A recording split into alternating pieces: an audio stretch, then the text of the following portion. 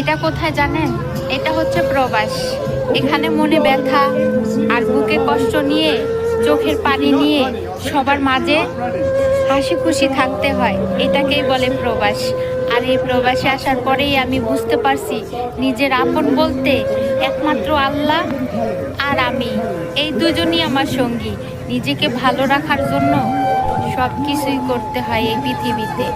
হে আল্লাহ, তোমার দরবারে আমি একটা জিনিসই চাই, এই প্রবাসে যতগুলা মানুষ আছে সবার মনের আশা আর ভরসাগুলো তুমি রাখো।